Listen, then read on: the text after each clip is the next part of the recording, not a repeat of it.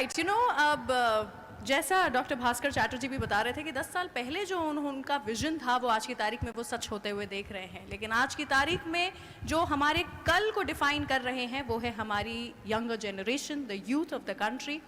और हमारी यूथ को जो लोग इन्फ्लुएंस कर रहे हैं आज की तारीख में, चलिए उनके बारे में भी थोड़ी यहाँ पर बात करते हैं।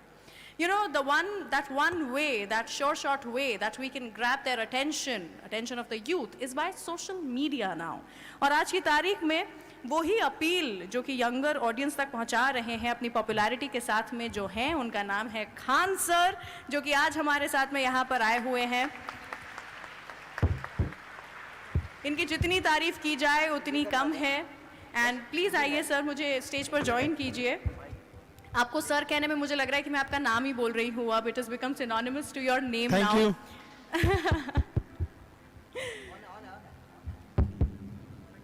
आइए आइए प्लीज आइए। Thank you ma'am. सब लोगों को मेरा नमस्कार। सबसे पहले तो मुझे बताइए कि घर पर भी अब आपके सारे रिश्तेदार आपको खान सर बोलने लगे हैं, आपका नाम बन गया है वो? हाँ, अब लगभग सब लोग यही नाम से बुलाने लगे हैं। मेरे साथ में भी ऐसा होता है बहुत सारे लोगों के फोन में, बिकॉज मैं रंगीली रुचि के नाम से रेडियो पर हूँ, तो रुचि नहीं रंगीली लिखा होता है। तो मेरे साथ में ये एक घटना हो गई, लेकिन आपके साथ में तो एक अच्छी बात हो गई है कि लोग आपको सर बुलाते हैं। कभी कभी हम लोग अपने प्रोफेशनल लाइफ में इस तरह से इन्फ्लुएंस हो जाते हैं, इस तरह से इन्वॉल्व हो जाते हैं कि लोग प्रोफेशनल लाइफ की वजह से ही जानने लगते हैं। बिल्कुल, तो वही हम लोग के साथ भी वही है। आपसे क्या सवाल पूछूं मैं? मतलब आप सबसे सवाल पूछते आए हैं, मुझे यहाँ पर थोड़ी शर्म आ रही है आपसे सवाल पूछने में। सवाल आपको पूछना है, आप हमसे कहिएगा कि हम क्या सवाल पूछे। हम लोग तो एक एजुकेशन के सेक्टर से थे जी। और जब हम लोग इसकी शुरुआत किए थे एजुकेशन में, तो हमें नहीं लगा था कि इतना एजुकेशन को हम लोग वर्ल्ड लेवल तक ले जा सकते थे जी। कहीं ना कहीं हमें भी इस चीज का दुख लगता था कि हमारी जो भारत का कल्चर था, हमारी जो संस्कृति थी, हमें विश्व गुरु कहा जाता था। दुनिया से लोग हमारे यहाँ पढ़ने आया करते थे, आज भारत से लोग जा रहे हैं। एक हमारा सपना है, पता नहीं कब ये पूरा होगा, कि बाहर से भी लोग यहाँ पढ़ने आएंगे और हम इस जन्म में इस सपने को पूरा होते देख कर ही जाएंगे। क्या बात है।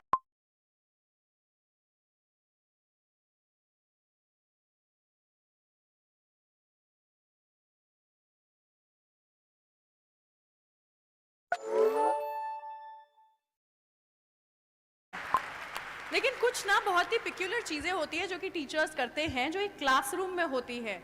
जैसे कि आज की तारीख में अलाउड नहीं है, लेकिन हमारे ज़माने में तो चौक सीधा आगे से फेंक करके जहाँ पर हम बैठे हैं वहाँ पर निशानेबाजी लगाई जाती थी, या फिर get out of the class हो जाता था, या फिर नील डाउन होता था, या फिर मुर्गा बनाया जाता था, या फिर हैंड्स अप कर दिया जाता था। तो आप ये सब मिस करते हैं क्या व्हाइल यू टेक क्लास? नहीं, ये तब होती है जब क्लास बोरिंग हो जाती है तब। हाँ। तो हम लोग पूरी कोशिश रहती है कि क्लास में कभी बोरिंग फील ना हो। तो हम अपने टीचर्स के ग्रुप में भी एक बात ये आ रहा है, उसको भी आप इतने बेहतरीन ढंग से पढ़ाएं कि वो भी बोर ना हो, उसको भी समझ में आ जाए। तो इसके लिए आपको मेहनत करना पड़ेगा। और हम टीचर्स को भी यही कहते हैं कि जिस तरह से एक फिल्म डायरेक्टर मेहनत करता है 2 घंटे की फिल्म के लिए 2 साल, आप भी 1 घंटे के क्लास के लिए 5 घंटे मेहनत कीजिए, कोई लड़का नहीं सोएगा। और हम तो लड़कों को भी यही कहते हैं कि हम पढ़ाते हैं, तुम्हारे में दम है तो भूल के दिखाओ। वाह, क्या बात है। तो मैं आपसे जानना चाहूंगी कि YouTube, जिसके जरिए आप actually millions and millions of students तक पहुंच पा रहे हैं, YouTube एक शिक्षा का माध्यम इन इंडिया, ये जो एक टॉपिक है इसको अगर आप थोड़ा सा इलैबोरेट कर पाएंगे, so that people also know, जो कि आज तक शायद आपकी क्लासरूम का हिस्सा नहीं बन पाए, उन्हें पता चले कि क्या किस लेवल का इम्पैक्ट है जो कि आपने भारत में जो विद्यार्थी हैं उनके ऊपर बनाया है। YouTube एक शिक्षा का माध्यम। देखिए, पहले एजुकेशन, अभी क्या हो गया, एजुकेशन एडटेक हो चुका है। Edtech in the sense education के साथ साथ आपको टेक्नोलॉजी को भी लाना पड़ेगा। अब शुरुआत में हम लोग भी इसको एडॉप्ट नहीं कर पाए थे। 2019 के टाइम पे जब हमें कहा गया कि अब थोड़ा सा ऑनलाइन बताया जाए, तो चूंकि हमारा पटना में हम एक सेंट्रिक थे, वहां पे सबसे बड़ा क्लासरूम था, तो हमें लगता था कि लड़कों को हम यही पढ़ा रहे हैं। लेकिन उस समय जिन लड़कों को जगह नहीं मिलती थी तो कुछ खड़े रहते थे, जिन्हें नहीं मिल पाती थी वो घर लौटते थे। बाद में जब कोरोना आया तो मजबूरी में हमको आना पड़ा यहाँ पर, और कोई रास्ता ही नहीं बचा वहाँ पे। तो हम तो जैसे पहले पढ़ाते थे वैसे अभी भी पढ़ाते हैं, लेकिन पहले क्या था, एक क्लासरूम तक लिमिटेड थे, और अभी क्या है, यूट्यूब के माध्यम से हर जगह कोई भी देख सकता है। तो इससे कई फायदे भी हुए हैं और कई नुकसान भी, मतलब फायदे ज्यादा हैं। अब जो पढ़ने वाला है वो डिस्ट्रैक्शन से कैसे बचता है, इससे ज्यादा फायदा स्टूडेंट्स को है। पहले क्या था, छोटे से क्लासरूम में टीचर्स उतना सिंसियर भी नहीं रहते थे। अरे 100 लड़के बैठे हैं, क्या दिक्कत है, अभी पूरी दुनिया देख रही है। और यही नहीं, जिंदगी भर वही रहेगा यहाँ पे, अगर कुछ भी अगर गड़बड़ निकला तो फिर तो पूरी व्यवस्था कर देगा। तो पहले के तुलना में पढ़ाई अब टीचर्स के लिए भी और मेहनत है, क्योंकि पहले तैयार करके आना है। पहले बोर्ड में ऐसे बना देते थे, अभी क्या है, स्क्रीन लगी रहती है, तो उस स्क्रीन पर क्या पीपीटी चलेगा, किस तरह के इमेजेज रहेंगे, वो पहले से लोड करने रहते हैं। तो ये लड़कों के लिए तो और बेनिफिशियल है। और यूट्यूब की एक खराबी है एजुकेशन के खास करके, यहाँ की सर्वाइवल ऑफ द बेस्ट होगा यहाँ पे, क्योंकि यहाँ ऑप्शन सबके पास है, कोई भी देख सकता है, कंपेयर कर सकता है किसी और से। तो जब तक हम यूनिक नहीं देंगे, सबसे बेस्ट नहीं देंगे, तब तक वो चीजें लड़कों को अच्छी नहीं लगेगी। और हमारी भी कोशिश यही रहती है कि कोई भी टॉपिक पे अगर कोई क्लास हमारा देख रहा है, जैसे लेट सपोज अभी यूक्रेन और ये रसिया चल रहा है यहाँ पे, तो हमारी कोशिश ये रहती है कि उस क्लास को देखने के बाद उसके पास कोई डाउट ना रहे। इट मीन्स कि उस एक बार लेक्चर देख लिया तो उसका पूरा का पूरा सिस्टम पूरी समझ में आ जाना चाहिए। तो यूट्यूब भी एक अच्छा माध्यम है। इसकी एक और सबसे बड़ी खासियत यह है कि सारे लड़कों को शहर में बड़े सेंटर्स पे पैसे की कमी से नहीं बुला के पढ़ाया जा सकता। आज भी गरीबी की वजह से पढ़ाई छूट रही थी। तो ऑनलाइन में ये हुआ कि एक बार सेटअप कॉस्ट है, उस पर कितने लड़के पढ़ेंगे ये कोई लिमिट नहीं है। तो इससे क्या हुआ ना कि हम क्वालिटी एजुकेशन एकदम सस्ते में पहुंचा सकते हैं। हम 6 महीने का कोर्स 200 रुपए में पूरे गांव-गांव तक पहुंचा सकते हैं। और पहले कहा जाता था गवर्नमेंट 100 रुपए देती है तो पब्लिक तक कितना पहुंच पाता है, 15 रुपए की 30 रुपए कितना पहुंच पाता है। लेकिन उतना हम इतना कहते हैं कि हम लोग जितना पढ़ाते हैं उसका 100% गांव के अंतिम छोर तक पहुंचता है। जहां सड़क नहीं पहुंची है वहां भी एजुकेशन एकदम उस क्वालिटी का पहुंच पाता है। ये तो यूट्यूब और ऑनलाइन की फायदा है। आप क्या बात है। ये तो वैसे मेरे सवाल थे, लेकिन वो क्या है, कोई ऐसा मैसेज जो कि आप देना चाहते हैं यहाँ पर आज इस मंच पर लोगों को बताना चाहते हैं, प्लीज बताइए। देखिए, एजुकेशन के सेक्टर में एजुकेशन स्किल, आज के टाइम पे स्किल बहुत ज्यादा जरूरी है। लेकिन हमारा एजुकेशन सिस्टम किस बात पे, इंफॉर्मेशन लेते रहो, क्या पढ़ रहे हैं। भारत की राजधानी कलकत्ता से उठा के अंग्रेजों ने लेके गए दिल्ली, वो सबको याद है। 1911 में घोषणा किया, 1912 में लेके चला गया। ये नहीं पढ़ा रहा है कि क्यों ले गया। एक राजधानी बनाने के लिए क्या जरूरत होती है, क्या क्लाइमेट होना चाहिए, क्या कनेक्टिविटी होनी चाहिए। तो एक सिस्टम में जो चेंजिंग लाने की जरूरत थी, अब उसको और जरूरत है। तो ऑनलाइन के माध्यम से ये चीजें थोड़ी सी आसान हो जाती है। दूसरा, हमारे यहाँ एजुकेशन पे ज्यादा फोकस किया गया, जबकि आज का जो 5G का जमाना आ गया है, इसमें स्किल्ड की डिमांड है। तो अभी एजुकेशन में 50% इंपॉर्टेंस हमें एजुकेशन और उतना ही इंपॉर्टेंस स्किल पर भी देना चाहिए, ताकि वो अपने पैरों पे जितना जल्दी खड़ा हो सके। हमें एम्प्लॉय जो करंट एजुकेशन सिस्टम है उसके हिसाब से देखेंगे तो हमें ज़्यादा अच्छे एक एम्प्लॉय मिल पाएंगे, बट एक ब्रॉड लेवल पे थिंकिंग वाली डेवलपमेंट करने की अभी भी ज़रूरत है। एजुकेशन में अब जैसे आज़ादी के इतने साल हो गए, लेकिन आज भी हम लोग स्ट्रगल कर रहे हैं कि क्यों नहीं हम डेवलप हो पा रहे हैं। तो इसमें अगर देखेंगे तो एक बहुत बड़ा मिसिंग चीज़ हम लोग छोड़ते हैं, विमेंस को। गर्ल्स एजुकेशन को हम लोग छोड़ रहे हैं, और मेल जो है उन्हें लगता है कि अपने दम पे अकेले ही देश को लेके चले जाएंगे, और आज़ादी से लेके आज तक वो ट्राई कर रहे हैं। जिस दिन ये हमारे देश की विमेंस और मेंस एक साथ आ गए ना, उस दिन देश को आगे बढ़ने से कोई नहीं रोक सकता है। और जब तक हम उन्हें छोड़ेंगे, हम तो आज तक भी मेहनत कर रहे हैं। तो अच्छा, गांव के शहरी क्षेत्र में ये चीज है कि लोग महिलाओं को पढ़ने के लिए भेज देते हैं, लेकिन गांव में अभी भी ये चीजें हैं, वो नहीं भेजना चाहते। हमारे यहाँ शुरुआत में जब गर्ल्स पढ़ने आती थी तो उनके गार्जियन आते थे और ये रिक्वेस्ट करते थे कि सर मतलब घर से बाहर कोई दिक्कत तो नहीं होना चाहिए। आज लड़कियों की संख्या क्लास में हम लोग देखते हैं इतनी ट्रेमेंडसली ग्रो की है कि गार्जियन लोगों को भी, कई बार हम लोग के पास गार्जियन आते हैं, उन लोग हमसे कहते हैं कि सर यहाँ पे लड़कियां पढ़ रही हैं, कोई दिक्कत तो नहीं होने वाला है। हम लोग उनके लिए पूरी प्रॉपर व्यवस्था रखते हैं, और कहते भी हैं लड़कियों से कि जो माँ बाप अगर आपको पढ़ने भेजे हैं तो समाज से लड़के भेजे हैं, आपकी जिम्मेदारी ज्यादा बनती है। और अगर आप खाली हाथ गाँव लौटिएगा तो आप उन 100 लड़कियों का रास्ता रोक दीजिएगा जिनके माँ बाप पढ़ने के लिए भेजना चाहते थे। इसलिए ज्यादा जिम्मेदारी से पढ़िएगा। और लड़कियों के अंदर ये होता है, वो जॉब के बाद भी वो काफी ईमानदारी से अपने वर्क को करती हैं। हम जो छोटे से पटना से हम स्टार्ट किए थे, धीरे धीरे जब ग्लोबली हो गया तो हमें अब इंडिया के बाहर भी अपने सेंटर्स डालना है बहुत जल्दी इस चीज को, क्योंकि मेरा सपना है विश्व गुरु भारत को एक जगह जहां ले जाना था। तो कारपोरेट ऑफिस जब हम लोग ने दिल्ली में डाला तो वहां 200-250 एम्प्लॉय जब आए तो वहां हमको एक चीज फील करने को होता था कि जहां 10 लड़के बैठ जा रहे थे वहां कुछ अपनी गपशप भी करने लग रहे थे, कभी डिसिप्लिन की इशू आ रही थी, कभी कोई कैसे आ जा रहा था। तो हम लोग सोचे कि इसको परेशान हो गए थे समझाते समझाते।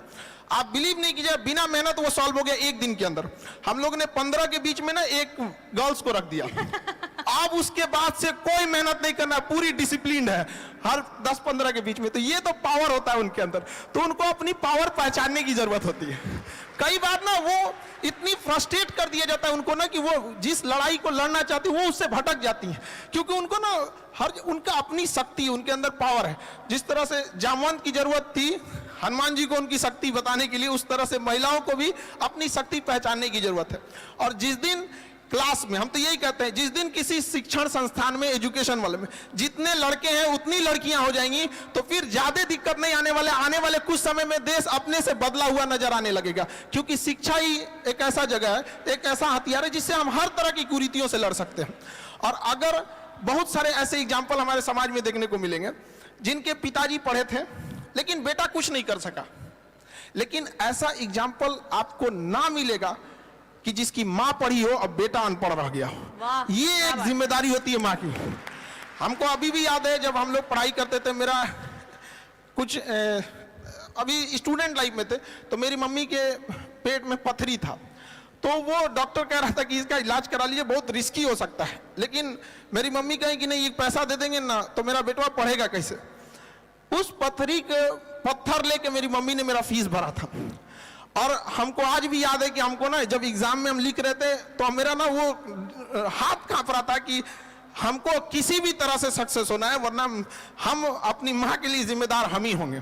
तो मेरी मम्मी पढ़ी नहीं, लेकिन हम इतना तो कहते हैं कि अगर माँ पढ़ी नहीं हमको यहाँ पहुंचा दी, अगर पढ़ी रहती तो कहाँ पहुंचा देती। ये एक पावर होता है विमेंस का। ब्यूटीफुल। तो हम सबसे हाथ जोड़ के विनती करेंगे कि 2 रोटी कम खाइए लेकिन बच्चों को पढ़ाइए, और प्लीज अपनी बेटियों को रास्ता मत रोकिए। वो इस देश को बदल सकती हैं। 1947 से पुरुष लोग मेहनत कर रहे हैं, अब उनको पता नहीं कब तक करना पड़ जाएगा, इसलिए आप लोग का साथ देना बहुत जरूरी है। और लड़कियों को भी कहते हैं कि अगर माँ बाप आपको पढ़ने के लिए बाहर भेज रहा है तो बड़ा समाज से लड़ के भेज रहा है, तो उस समाज का भी ख्याल रखना है कि जब बारिश होती है तो हम छाता लगाते हैं, बारिश तो अपने वक्त पर रुक ही जाएगी।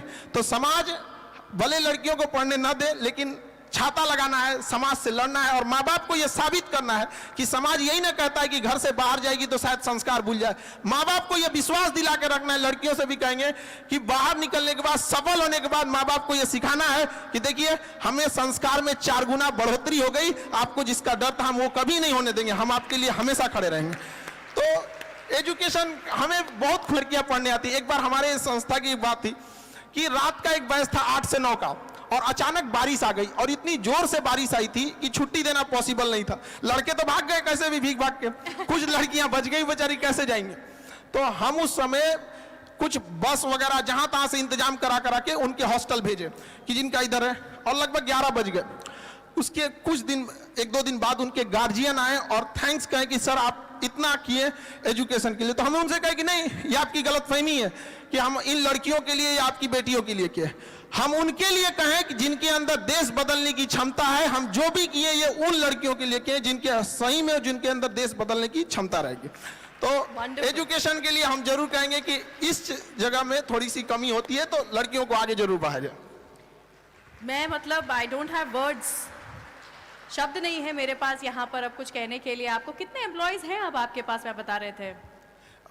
अलग अलग सेंटर पे अलग अलग हैं, बट जिस सेंटर का हम एग्जांपल दिए हैं लगभग उसमें 250 से 300 है। इंडिया में देखें तो मतलब कुल मिला के आपके पास कितने हैं? खान सर द ब्रांड के पास में कितने एम्प्लॉयज हैं? अभी तो हम लोग 250 से मतलब 400 के आसपास है, बट इसको बहुत जल्दी हम लोग और ब्रॉड लेके जाएंगे। 400 के आसपास नहीं होता है, 400 लोग हैं जो कि आपके साथ में इसमें जुड़ गए हैं। It's amazing. This is another level of responsibility जो कि आपने अपने कंधों पर ली है, जिम्मेदारी ली है कि आप इतने लोगों को अपने साथ में जोड़ रहे हैं, उन्हें भी आप काम दे रहे हैं अलॉन्ग विद पढ़ाई। It's beautiful. आपने मुझे जो आज इंस्पायर किया है मैं बता नहीं सकती हूँ। This is going to go a very very long way. Thank you. और जो 2 आंसू मुझे यहाँ से बैठ करके, खड़े होकर के आपकी आंखों में दिख रहे थे, वो भी मुझे हमेशा याद रहेंगे। Thank you so much. Thank you. Thank you. Thank you.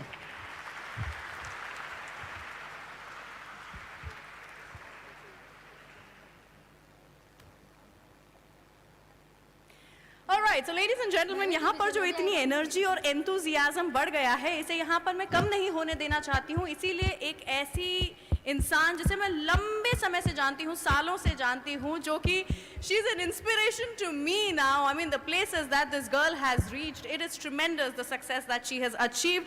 We know her by the name